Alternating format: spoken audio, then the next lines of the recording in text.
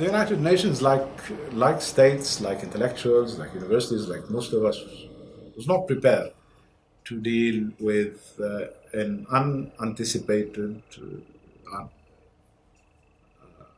uprising in many Arab countries. And until this date, we're still unable, and this is an invitation to modesty, unable to interpret what has happened and think prospectively about the future of Arab countries that have known those violent or less violent uprisings. The United Nations, I believe, as an institution, was not equipped. And it's not the blame, it's just a statement of fact, was not equipped to deal with those situations. United Nations experience in transition, democratic transition as they call it, is drawn from the experience of many other societies, waves of democratization in Latin America and Eastern Europe. And there is no recipe based on those experiences. There is no template based on this experience that is applicable to the situation in the Arab world. Start with the elections, draft a constitution, and then have another election. In the meantime, try to reform institutions. In most countries, there were no institutions to be reformed. There were institutions to be built. And reducing democracy to electoral democracy had contributed, at least early elections, as I would say, had contributed to exacerbate divisions because elections were conducted with the understanding, because of the prevailing political culture, that winner takes all and those who lose are excluded. The United Nations was not prepared to deal with this reality.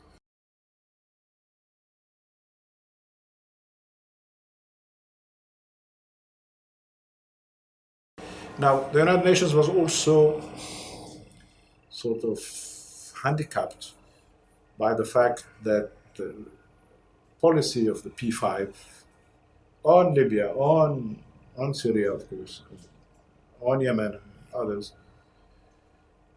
was never very clear and never coherent. As a special representative of the UN Secretary General, whenever I went to the United Nations Security Council, I had the impression that what I hear there is not what I see in Tripoli. And this is not an accusation of double standards, double talk, hypocrisy, or what have you, but it's a statement about inconsistency, about the tension between the principles that have been at the origin of intervention of the United Nations in those countries following, in the case of Libya, the NATO intervention, which was meant to protect the civilian population and ended up in a regime change. Between the principles that are underlying intervention and the realities of reconstruction. Those countries that intervened were not willing, perhaps not prepared, to rebuild the countries that were destroyed during the intervention. Their armies, their police, their whatever state institutions they had. In the case of Libya, you needed a stabilization force. You could not simply intervene and go, which is what many Western countries have done.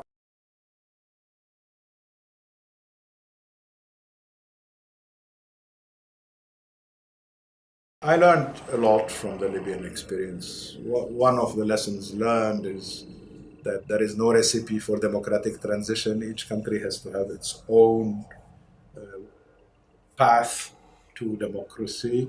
And democracy is not about elections. Democracy is about institutions. It's about the democratic culture. It's about the presence of democratic forces in a society. So we should not rush to elections. What I learned from Libya as well is that I mentioned this earlier, that rushed elections, might exacerbate division.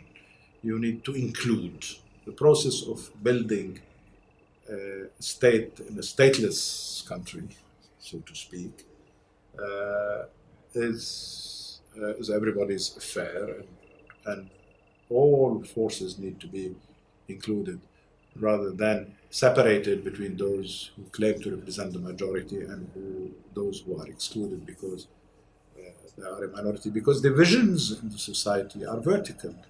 There are strong subnational identities, whether tribal or regional, and unless you bring all these people together to agree on national priorities, mostly the priority of rebuilding state institutions, you cannot move forward in the process of transition towards more democratic Libya.